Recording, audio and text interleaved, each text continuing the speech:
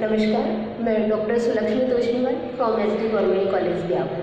बच्चों, अपन ने लास्ट वीडियो में देखा था कि प्रोडक्ट क्या होता है, प्रोडक्ट लाइफ साइकिल किसे कहते हैं। आज अपन देखेंगे कि जो प्रोडक्ट लाइफ साइकिल है उसकी डिफरेंट स्टेजेस क्या हैं। तो इन स्टेजेस में अपन देखते हैं कि जो प्रोडक्ट लाइफ साइकिल है उसको अपन एक चार्ट के द्वारा प्रेजेंट कर रहे हैं। तो इस डायग्राम में आप देखिए कि जो OY एक्स है उसके ऊपर अपन ने सेल एंड प्रॉफिट लिया है और O एक्स पर अपन ने टाइम एंड स्टेजेस को शो किया है। तो इस बार देखिए कि आपको दो तरह की जो डायग्राम की लाइन्स है वो दिख रही है। तो एक तो है स्ट्रेट लाइन और एक है डॉटेड लाइन।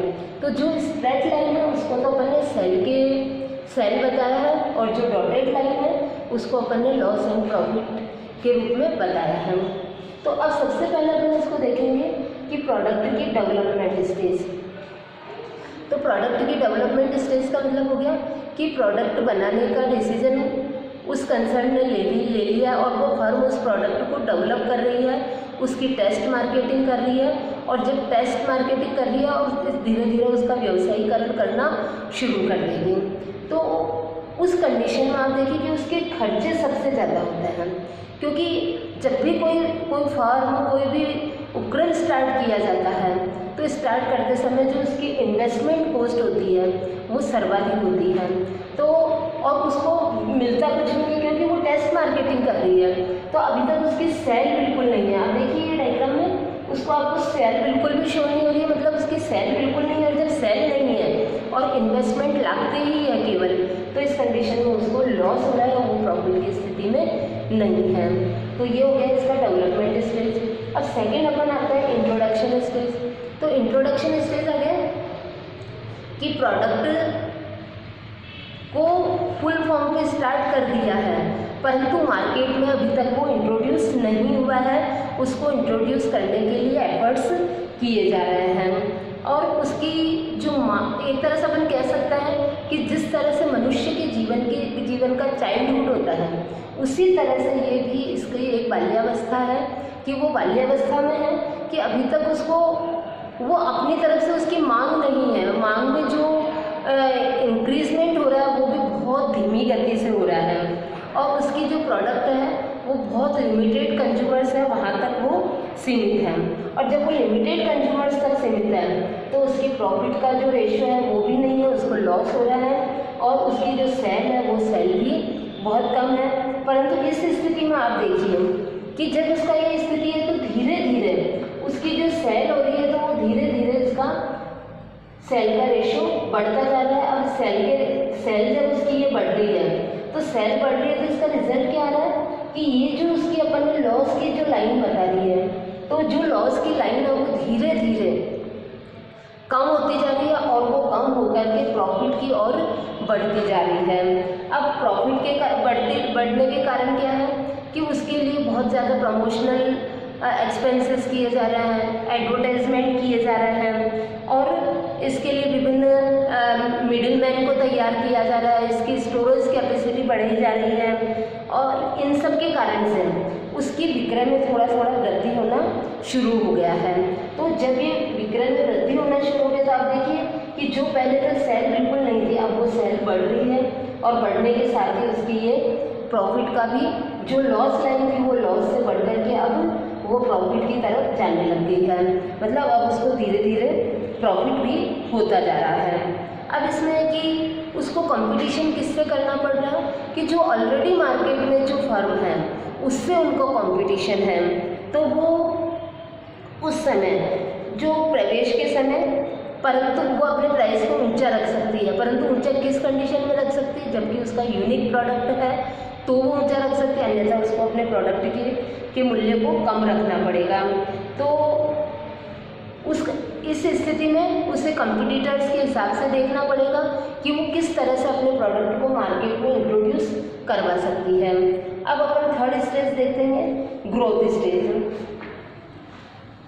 अब इसमें कि ग्रोथ स्टेज जो है कि इस समय में आकर के जो कंज्यूमर्स हैं उन कंज्यूमर्स को थोड़ा थोड़ा सेटिस्फैक्शन मिलने लगा है और सेटिस्फैक्शन मिलने के साथ ही उसकी जो सेल है वो सेल बढ़ती जा रही है और सेल जो बढ़ रही है तो उसका जो प्रॉफिट रेशियो है वो भी बढ़ता जा रहा है। अब सेल बढ़ रही है यानी उसका प्रोडक्शन बढ़ रहा है। प्रोडक्शन बढ़ने से उसकी जो टोटल जो प्रोडक्शन एक्सपेंसेस है, डिस्ट्रीब्यूशन एक्सपेंसेस है और जो फिक्स कॉस्ट वगैरह है, तो वो अधिक यूनिट्स पर उसकी जो कॉस्ट है वो फैल रही है। उसका रिजल्ट क्या हो गया कि जो पर यूनिट कॉस्ट है वो कम होती जा रही है, और जब पर यूनिट कॉस्ट कम हो रही है उसकी सेल की क्वांटिटी बढ़ती जा रही है, तो उसका रिजल्ट हो रहा है कि उसको प्रॉफिट का रेशियो भी उसका बढ़ता जा रहा है।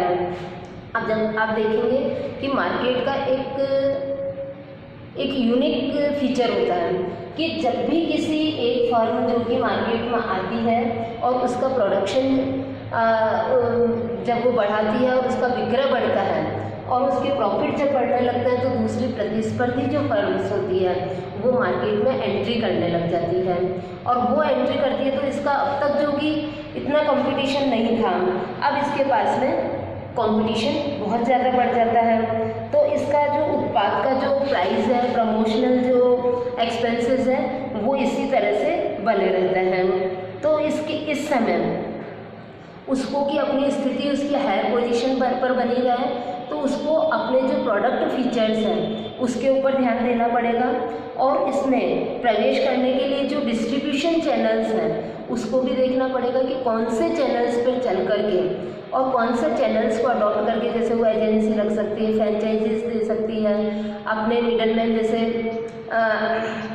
होलसेलर रिटेलर रख सकती है। तो किसी भी मोड को वो अडॉप्ट कर सकती है और उसके द्वारा वो अपने कार्य को कर सकती है। कुल मिलाकर के वो इस समय में अपने प्राइसेस में भी कमी करती है, क्योंकि उसको दो फायदे हो सकते हैं प्राइसेस में कमी करके। एक तो उसका मार्केट पर बड़े मार्केट को कैप्चर करना आसान हो जाएगा, और प्राइस कम होने से, उसकी क्वालिटी हाई होने से मैक्सिमम जो कंज्यूमर्स है उसके प्रोडक्ट को खरीदना पसंद करेंगे। तो ये हो गया इसकी ग्रोथ स्टेज। और ग्रोथ स्टेज के बाद में आता है उसकी मैच्योरिटी स्टेज।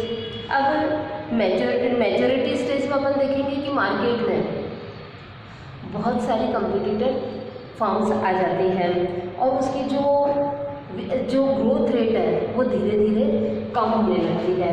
तो इसकी ग्रोथ रेट जो धीरे धीरे कम होने लगती है और वो कम होकर के सेचुराइजेशन स्टेज पर आती है कि उसका एक हाईएस्ट पॉइंट आ जाता है कि इस पॉइंट के बाद में उसका विक्रय नहीं बढ़ता है। तो धीरे धीरे उसके जो प्रॉफिट कम होने लगता है, कंपटीशन बहुत ज़्यादा बढ़ जाता है, और इस कंडीशन में उसके सेल्स प्रमोशन जो एक्सपेंसेस है उसको बढ़ाना पड़ता है। उसको डेंस एडवर्टाइजमेंट पॉलिसी को अपनाना पड़ता है कि वो धुआंधार एडवर्टाइजमेंट करता है कि ज़्यादातर लोगों के ऊपर, ज़्यादातर व्यक्तियों को के मुंह पर उसी प्रोडक्ट का नाम रहे। तो इस कारण से वो अपने प्रोडक्ट की मार्केट जो रेट है, उस मार्केट में जो स्थान है उसको बढ़ाने के लिए वो कार्य करता है। इतना ही नहीं, वो इसके साथ में रिसर्च एंड डेवलपमेंट पर भी खर्च करता है, ताकि रिसर्च और डेवलपमेंट के द्वारा वो इसमें उसकी टेक्नोलॉजी को उसमें सुधार कर सके, इसके कुछ फीचर्स को अच्छा बना सके, इसके कुछ रॉ मटेरियल को चेंज कर सके, ताकि वो प्रोडक्ट उनको ज़्यादा उपयोगी और उसकी लागत भी कम हो जाए। तो दोनों चीज़ों से वो कार्य करने लगता है।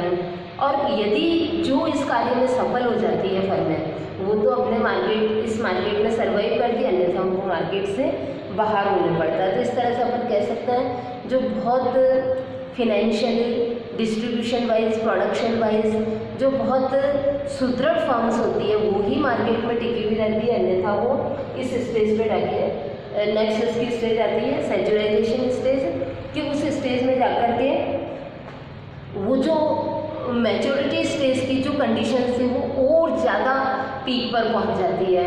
मतलब जो कंपटीशन था वो मैच्योरिटी स्टेज पर, वो कंपटीशन अब कट थ्रोट कंपटीशन में कन्वर्ट हो जाता है। और जब वो कट थ्रोट कंपटीशन हो जाता है तो उस कंडीशन में प्रतिस्पर्धा इतनी अधिक हो जाती है कि बहुत सारे सब्स्टिट्यूट्स मार्केट में आ जाता है, और उन सब्स्टिट्यूट्स की रेट के ऊपर डिपेंड करता है कि कौन से प्रोडक्ट को मार्केट में स्थान मिलेगा और किसको स्थान नहीं मिल पाएगा। तो इसमें एक्सटर्नल जो फैक्टर्स है वो बहुत ज़्यादा प्रभावी होता है, जैसे टेक्नोलॉजी में परिवर्तन आ जाता है।